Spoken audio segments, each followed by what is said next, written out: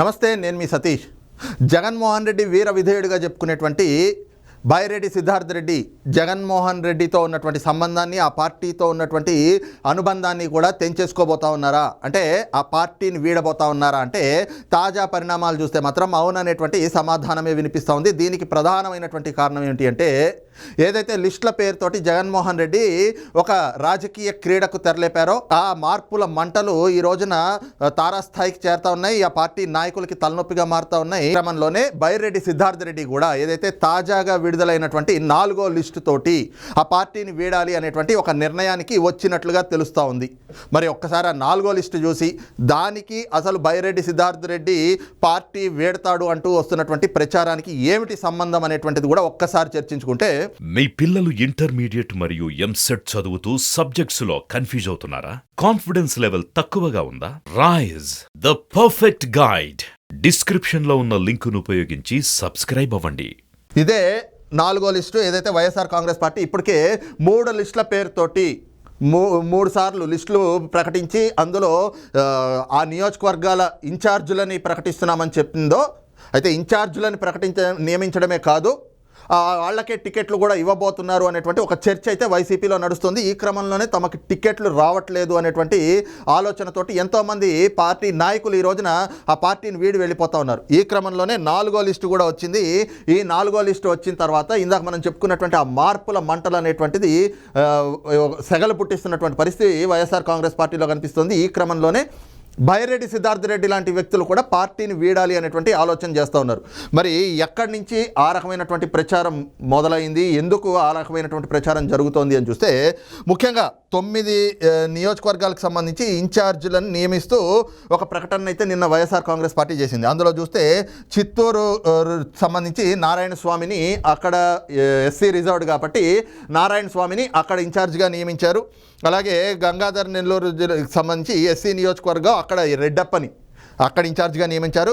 సింగనమల ఎస్సీకి సంబంధించి వీరాంజనేయులు, సింగనమల ఇప్పటి వరకు జొన్నలగడ్డ పద్మావతి ఎమ్మెల్యేగా, ప్రస్తుతం సిట్టింగ్ ఎమ్మెల్యేగా ఉన్నారు. అయితే తాజాగా టికెట్ల పంచాయతీ మొదలైన తర్వాత ఏదైతే దళితులకి జగన్మోహన్ రెడ్డి ప్రభుత్వంలో జరుగుతున్నటువంటి అన్యాయం అంటూ ఆవిడ మీడియా ముందుకు వచ్చి మాట్లాడడం, ఒక ఫేస్బుక్ లైవ్ పెట్టడం, ఈ క్రమంలో టికెట్ వస్తుందో రాదో అనేటువంటిది అప్పటికే ఆవిడకి డౌట్ ఉన్నట్టుగా కనిపించింది.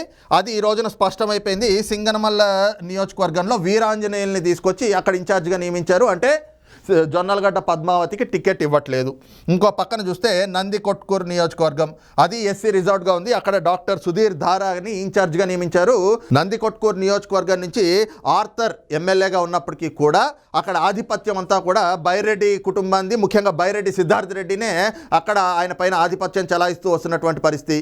ముఖ్యంగా ప్రభుత్వ కార్యక్రమాల్లో కూడా ఎక్కడ ఎమ్మెల్యే పాల్గొనక ముందే ఈయనెళ్ళి పాల్గొనటం, ఎమ్మెల్యేతో కలిసి పాల్గొనాల్సిన చోట తనకి ఏ విధమైనటువంటి అధికారం లేకపోయినా బైరెడ్డి సిద్ధార్థ రెడ్డి ఏ విధంగా ఆధిపత్యాన్ని చలాయించాలి అని చెప్పి అక్కడ వ్యవహరిస్తూ వచ్చాడో, దీంతో ఎమ్మెల్యేకి ఆయనకి మధ్య వచ్చినటువంటి విభేదాలు. ఈ క్రమంలో జగన్మోహన్ రెడ్డి దగ్గర బైరెడ్డి సిద్ధార్థ రెడ్డి ఒక డిమాండ్ పెట్టాడు. అదేమిటి అంటే, నందికొట్కూరులో తాను ప్రతిపాదించినటువంటి డాక్టర్ సుధీర్ ధారాకి టికెట్ ఇవ్వాలి అంటూ ఒక డిమాండ్ పెట్టారు. ఈ క్రమంలోనే డాక్టర్ సుధీర్ ధారానే అక్కడ ఇన్ఛార్జిగా నియమించారు. అంటే ఇంచుమించుగా డాక్టర్ సుధీర్ ధారానే రేపు పోటీ చేయబట్టినటువంటి అభ్యర్థిగా ఈ లిస్టు ప్రకారం అర్థమవుతా ఉంది.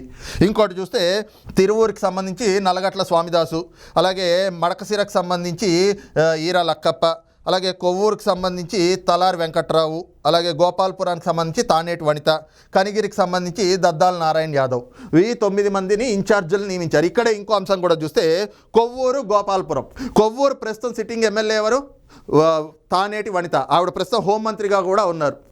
ఆవిడ్ని తీసుకెళ్ళి గోపాల్పురం నియోజకవర్గానికి ఇన్ఛార్జ్గా నియమించారు. అంటే ఆవిడ్ని అక్కడికి షిఫ్ట్ చేశారు. అలాగే గోపాల్పురంలో సిట్టింగ్ ఎమ్మెల్యేగా ఉన్నటువంటి తలారి వెంకట్రావుని తీసుకొచ్చి కొవ్వూరు నియోజకవర్గానికి వేశారు. ఎస్సీలని ఇక్కడి నుంచి అక్కడికి, అక్కడి నుంచి ఇక్కడికి జస్ట్ షఫ్లింగ్ లాగా వాళ్ళని అటు ఇటు, వాళ్ళని అటు అటు వాళ్ళని ఇటు తీసుకొచ్చేస్తే మరి 5 ఏళ్ల నుంచి ప్రజలకు వాళ్ళు చేసిన ద్రోహం అంతా కూడా పోతుందా? ఏదైతే ఆ నియోజకవర్గాన్ని అభివృద్ధి చేస్తారని చెప్పి ప్రజలు నమ్మి ఓట్లు వేస్తే ఈ రోజున ఈ విధంగా ఇది షఫ్లింగ్ పేరుతోటి ఇలాంటి రాజకీయాలు చేస్తే ప్రజలు నమ్మేస్తారా? ఏ విధంగా మోసం చేసేటువంటి కుట్రలు చేస్తా ఉన్నాడు జగన్మోహన్ రెడ్డి ఇక్కడే అర్థమవుతుంది. కొవ్వూరు నియోజకవర్గంలో ఉండే తానేటి వనితను తీసుకెళ్లి గోపాల్పురంలో వేశారు. గోపాల్పురంలో ఉండే తలారి వెంకట్రావుని తీసుకొచ్చి కొవ్వూరు నియోజకవర్గానికి ఇన్ఛార్జిగా ప్రకటించారు. ఈ ఇద్దరిని ఇటు నుంచి ఇటు తీసుకొచ్చి వాళ్ళకి అక్కడి నుంచి టికెట్లు ఇస్తే ప్రజలు ఓట్లు వేసేస్తారా? ఈ ప్రశ్నలు కూడా ఉత్పన్నమవుతా ఉన్నాయి. ఇక ఈ క్రమంలోనే ఏదైతే నందికొట్కూరు నియోజకవర్గంతో పాటుగా ఈ లిస్టుకి సంబంధించినటువంటి అంశంతో బైరెడ్డి సిద్ధార్థ్ రెడ్డి ఈ రోజున మనస్తాపం చెందినట్లుగా తెలుస్తూ ఉంది. ముఖ్యంగా ఏదైతే నందికొట్కూరు నియోజకవర్గం మొదటి నుంచి కూడా బైరెడ్డి కుటుంబం అక్కడ చాలా బలమైనటువంటి కుటుంబంగా ఉంది. అలాగే గత ఎన్నికల్లో కూడా అక్కడ ఆర్థర్ విజయం సాధించడంలో బైరెడ్డి సిద్ధార్థ్ రెడ్డి వెనకుండి, అంటే జగన్మోహన్ రెడ్డి ఆదేశాల మేరకు ఆర్థర్ కోసం పనిచేశాడు. అలాగే ఆర్థర్ విజయం సాధించడంలో కూడా ఎంతగానో సహకారాన్ని అందించారు. అయితే అక్కడ వైఎస్ఆర్ కాంగ్రెస్ పార్టీ అధికారంలోకి వచ్చిన తర్వాత ఆర్థర్ ఎమ్మెల్యేగా గెలిచిన తర్వాత ఒక్కరోజు కూడా ఎమ్మెల్యేకి ఇవ్వాల్సినటువంటి కనీస గౌరవం బైరెడ్డి సిద్ధార్థ్ రెడ్డి ఇచ్చినటువంటి పరిస్థితులు లేవు.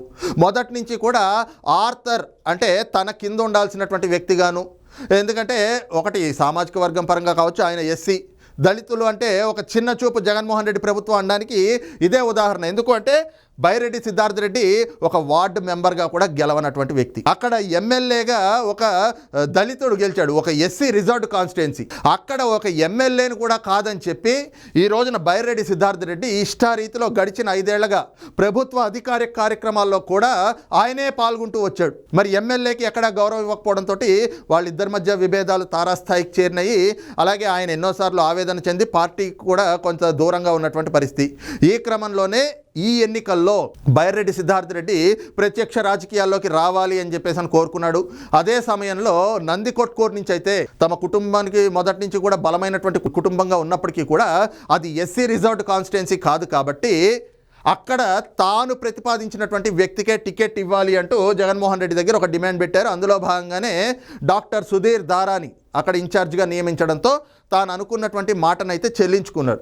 అయితే ఇంకొక అంశం ఏమిటి అంటే నందికొట్కూరులో తనకి ఎలాగో టికెట్ వచ్చేటువంటి అవకాశం లేదు కాబట్టి పాణ్యం నియోజకవర్గం నుంచి టికెట్ ఇవ్వాలి అంటూ కూడా ఒక డిమాండ్ అయితే జగన్మోహన్ రెడ్డి దగ్గర పెట్టారు.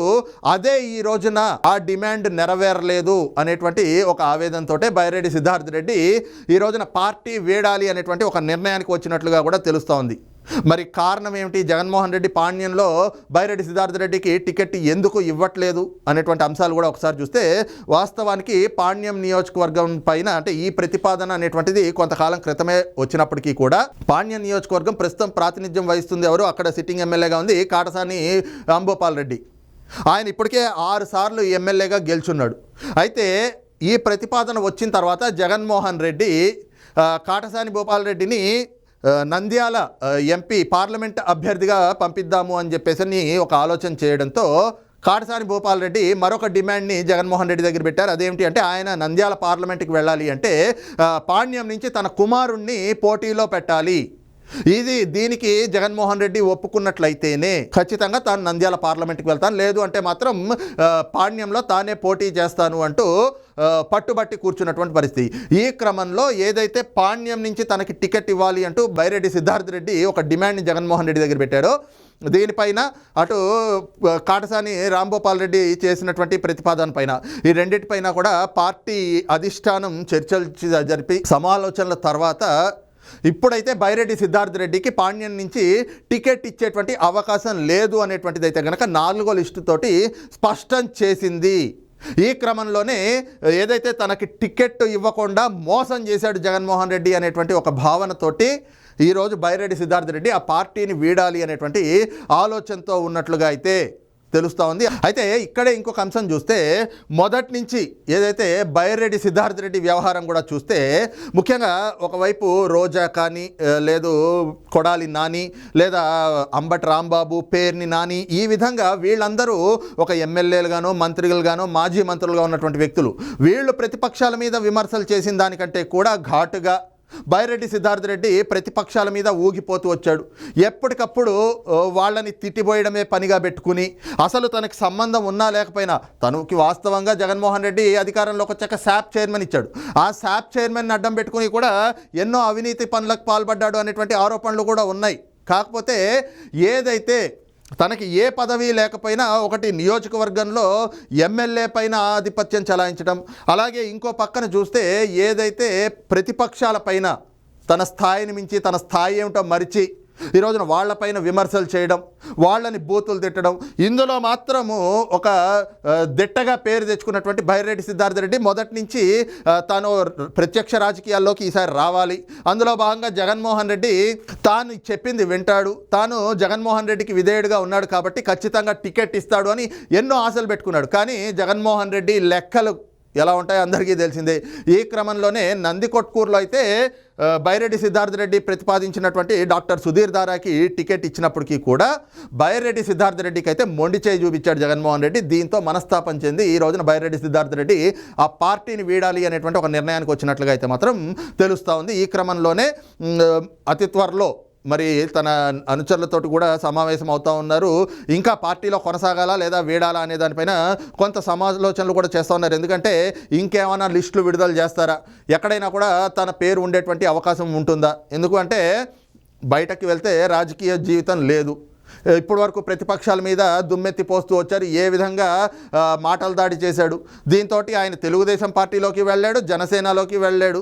మరి ఆయన ఇప్పుడు జగన్మోహన్ రెడ్డిని కాదనుకుని బయటకు వస్తే ఆయనకు ఆ పార్టీల్లో గేట్లు వేసేసి ఉంటాయి కాబట్టి టికెట్ దక్కేటువంటి అవకాశం కూడా లేదు. మరి ఈ క్రమంలో ఏ విధంగా కొనసాగాలి అనే దిశగా కూడా కొన్ని ఆలోచనలు చేస్తున్నట్టుగా అయితే తెలుస్తుంది. కానీ ప్రధానంగా అయితే తనకు టికెట్ రాకపోతే మాత్రం పార్టీని వీడాలి అనేటువంటి ఒక నిర్ణయంతో ఉన్నట్లుగా కూడా బైరెడ్డి సిద్ధార్థ రెడ్డి అనుచరుగణం నుంచి ఒక సమాచారం అంతా ఉంది.